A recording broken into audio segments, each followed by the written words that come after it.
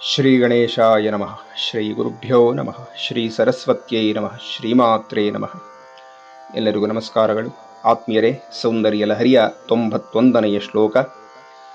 ಪದನ್ಯಾಸ ಕ್ರೀಡಾ ಪರಿಚಯಮಿವಾರಬ್ಧು ಮನಸಃ ಸ್ಖಲಂತಸ್ತೆ ಖೇಲಂ ಭವನ ಕಲಹಂಸ ನ ಜಹತಿ ಅತಸ್ತೇಷಾಂ ಶಿಕ್ಷಾಂ ಸುಭಗಮಣಿ ಮಂಜೀರ ರಣಿತಚ್ಛಲಾದ ಚಕ್ಷಾಣಂ ಚರಣಕಮಲಂ ಚಾರುಚರಿತೆ.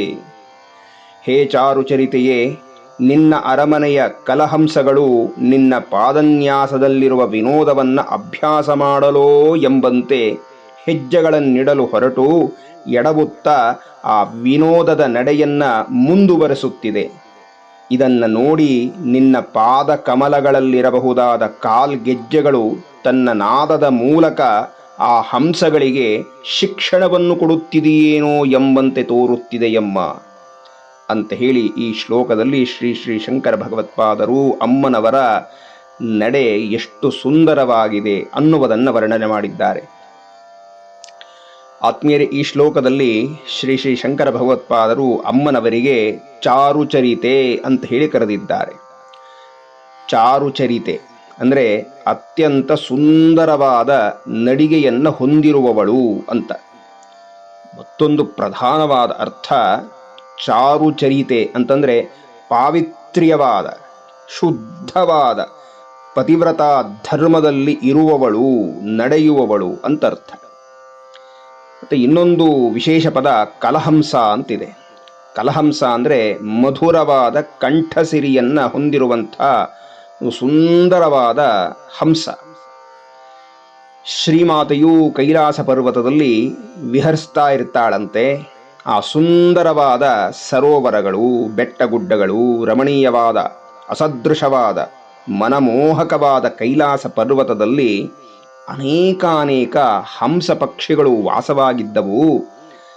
ಇದರ ಮಧ್ಯೆ ಆ ಚಾರುಚರಿತೆಯಾದಂಥ ಜಗನ್ಮಾತೆ ಸುಂದರವಾಗಿ ನಡೆದುಕೊಂಡು ಹೋಗುತ್ತಿರುವಾಗ ಏನಾಗ್ತಾ ಇತ್ತು ಅಂದರೆ, ಈ ಹಂಸ ಪಕ್ಷಿಗಳ ಹಿಂಡೂ ಸಹ ಅಮ್ಮನ ನಡೆಯನ್ನು ಹಿಂಬಾಲಿಸಿಕೊಂಡು ಆಕೆ ಹೇಗೆ ನಡೆಯುತ್ತಿದ್ದಾಳೋ ಅದನ್ನೇ ಗಮನಿಸಿಕೊಂಡು ಈ ಹಂಸಗಳೂ ಸಹ ಅಮ್ಮ ಹೇಗೆ ನಡೆಯುತ್ತಿದ್ದಾಳೋ ಅದರಂತೆ ನಡೆಯುವ ಪ್ರಯತ್ನ ಮಾಡುತ್ತಿದ್ದವಂತೆ.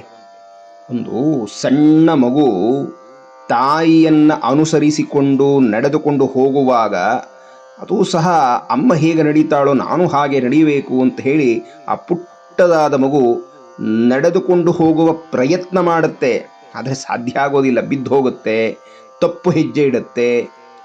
ಹಾಗೆಯೇ ಆ ಚಾರುಚರಿತೆಯ ನಡೆಯನ್ನು ಅನುಸರಿಸಿ ಹೊರಟಂಥ ಕಲಹಂಸಗಳು ಅಮ್ಮನ ನಡುಗೆಯನ್ನು ಅನುಸರಿಸಿ ನಡೆಯುವ ಪ್ರಯತ್ನ ಮಾಡುತ್ತಿದೆಯಂತೆ. ಆದರೆ ಅದು ಸಾಧ್ಯವಾಗುತ್ತಿಲ್ಲ. ಮತ್ತೆ ಮತ್ತೆ ಎಡವಿ ಬೀಳ್ತಾ ಇದೆ, ದಾರಿ ತಪ್ತಾ ಇದೆ. ಹೀಗೆ ಎಡವಿ ಬೀಳುತ್ತಿದ್ದರೂ ಸಹ ಈ ಹಂಸಗಳ ಹಿಂಡು ಮಾತ್ರ ಮತ್ತೆ ಮತ್ತೆ ಅಮ್ಮ ನಡೆಯುವಂತೆಯೇ ನಡೆಯುವ ಪ್ರಯತ್ನ ಮಾಡ್ತಾ ಇದೆಯಂತೆ. ಅದನ್ನು ಅನುಸರಿಸಿಕೊಂಡೇ ಮುಂದೆ ಮುಂದೆ ಹೋಗ್ತಾ ಇದೆ. ಜಗನ್ಮಾತೆ ಈ ಹಂಸಗಳು ತನ್ನ ನಡೆಯನ್ನು ಅನುಸರಿಸಿ ಬರ್ತಾ ಇದೆ ಅಂತ ತಿಳಿದು, ಆದರೆ ಬರುವಾಗ ಪಾಪ ಬಿದ್ದು ಹೋಗ್ತಾ ಇದೆ, ದಾರಿ ತಪ್ತಾ ಇದೆ, ತಪ್ಪು ಹೆಜ್ಜೆ ನೀಡ್ತಾ ಇದೆ. ಆದರೂ ಆ ಪಟ್ಟನ್ನು ಬಿಡದೆ ತನ್ನಂತೆಯೇ ನಡೆದುಕೊಂಡು ಬರುತ್ತಿರುವಂಥದ್ದನ್ನು ಗಮನಿಸಿ, ಆ ಪ್ರಯತ್ನವನ್ನು ಗಮನಿಸಿ ಜಗನ್ಮಾತೆಗೆ ಹಂಸಗಳ ಮೇಲೆ ಕರುಣೆ ಹುಟ್ಟಿತಂತೆ. ಅಯ್ಯೋ ಪಾಪ ಅಂತ ಹೇಳಿ ಆ ಹಂಸಗಳು ತನ್ನ ನಡೆಯನ್ನು ಅನುಸರಿಸಿಕೊಂಡು ಬರುತ್ತಿದೆಯಲ್ಲ, ಅದಕ್ಕೆ ದಾರಿ ತೋರಿಸಬೇಕು, ಮಾರ್ಗದರ್ಶನ ಮಾಡಬೇಕು ಅಂತ ಅಮ್ಮನಿಗೆ ಅನಿಸಿ ಆ ಕರುಣೆಯಿಂದ ಆಕೆಯ ಕಾಲು ಗೆಜ್ಜೆಗಳು ನಾದ ಮಾಡುತ್ತಾ ಹಂಸಗಳಿಗೆ ಹೀಗೆ ಹೇಳುತ್ತಿದೆಯೇನೋ ಎಂಬಂತೆ ಸೂಚನೆ ಕೊಡ್ತಾ ಇದೆಯಂತೆ. ಹಂಸಗಳಿಗೆ ನೀವು ಹೀಗೆ ನಡಿಬಾರದು, ಇದು ನಡೆಯುವ ಕ್ರಮವಲ್ಲ, ಹೀಗೆ ನಡೆಯಬೇಕು, ಹೀಗೆ ಹೆಜ್ಜೆಯನ್ನು ಎತ್ತಿಡಬೇಕು ಅಂತೆಲ್ಲ ನಡೆಯುವ ಕ್ರಮವನ್ನು ಅಮ್ಮನ ಕಾಲುಗೆಜ್ಜೆಗಳು ಹಂಸಗಳಿಗೆ ಪಾಠ ಮಾಡುತ್ತಿದ್ದವಂತೆ. ಆ ಪಾಠವನ್ನು ಅನುಸರಿಸಿ ಹಂಸಗಳು ಅನುಸರಿಸಿಕೊಂಡು ಹೋಗ್ತಾ ಇದೆ, ಪ್ರಯತ್ನ ಮಾಡ್ತಾ ಇದೆ ಅಂತ. ಇದನ್ನೇ ಲಲಿತಾಷ್ಟೋತ್ತರ ಶತನಾಮಾವಳಿಯಲ್ಲಿ ಮತ್ತ ಹಂಸವಧೂಮಂದ ಗಮನಾಯೈ ನಮೋ ನಮಃ ಅಂತ ಹೇಳಿ ವಂದಿಸಿದ್ದಾರೆ. ಆತ್ಮೀಯರೇ, ಈ ಶ್ಲೋಕಕ್ಕೆ ವ್ಯಾಖ್ಯಾನಕಾರರು ಯೋಗಪರವಾದ ಮತ್ತೊಂದು ವಿಶೇಷ ಅರ್ಥವನ್ನು ಹೇಳಿದ್ದಾರೆ. ಜಗನ್ಮಾತೆ ಗುರುಮಂಡಲ ಸ್ವರೂಪಿಣಿ. ಇಲ್ಲಿ ಹಂಸಗಳು ಅಂದರೆ ನಮ್ಮಲ್ಲಿರುವ ಶ್ವಾಸಗಳು, ಉಚ್ಛ್ವಾಸ ನಿಶ್ವಾಸಗಳು, ಅದೇ ಪ್ರಾಣಶಕ್ತಿ ಅಂತ. ಅಮ್ಮ ನಮ್ಮ ಶರೀರದಲ್ಲಿ ನಡೆದುಕೊಂಡು ಹೋಗುತ್ತಿದ್ದಾಳೆ ಚಾರು ಚರಿತೆಯಾಗಿ ಅಂದರೆ ಏನು ಸಂಕೇತ ಅಂದರೆ ಕುಂಡಲಿನಿ ಶಕ್ತಿಯ ಸಂಕೇತ ಅಂತ. ಸಾಧಕರಾದವರು ಮೊದಲು ಉಸಿರಾಟದ ಮೂಲಕ ಆ ಕುಂಡಲಿನಿ ಶಕ್ತಿಯನ್ನು ಶ್ರದ್ಧೆಯಿಂದ ಗಮನಿಸ್ತಾರಂತೆ. ಮತ್ತೆ ಮತ್ತೆ ಇದ್ಯಾವುದು ಹೇಳಿದಷ್ಟು ಸುಲಭವಾಗಿರೋದಿಲ್ಲ.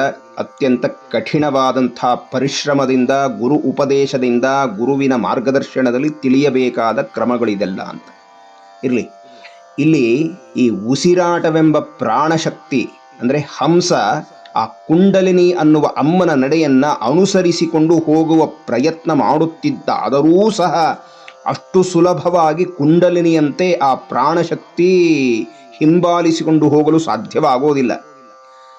ಆಗ ಆ ಸಾಧನೆಗೆ ತೊಡಕು ಬರುತ್ತೆ, ಅಡ್ಡಿ ಬರುತ್ತೆ, ಸಂದೇಹಗಳು ಏಳುತ್ತೆ, ಸಾಧನೆ ಕಷ್ಟ ಅನಿಸುತ್ತೆ, ಸಾಕು ಅನಿಸುತ್ತೆ.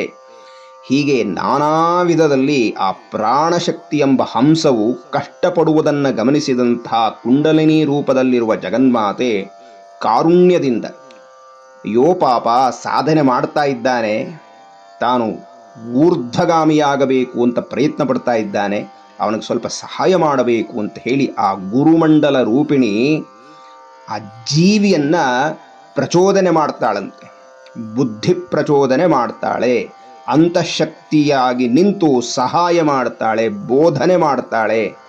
ಆ ಸಾಧಕನ ಪ್ರಾಣಶಕ್ತಿಯನ್ನು ತನ್ನೊಡನೆ ಸೆಳೆದುಕೊಂಡು ಆ ಸಹಸ್ರಾರದವರೆಗೂ ಮೇಲೆತ್ತಿ ತನ್ನಲ್ಲಿ ಲಯ ಮಾಡಿಕೊಳ್ತಾಳೆ ಅನ್ನುವ ಸುಂದರವಾದ ವ್ಯಾಖ್ಯಾನವನ್ನು ಚಿಂತಕರು ಕೊಟ್ಟಿದ್ದಾರೆ.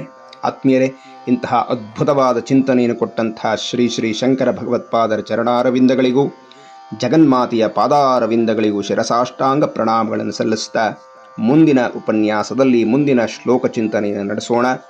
ಎಲ್ಲರಿಗೂ ವಂದನೆಗಳು, ನಮಸ್ಕಾರ.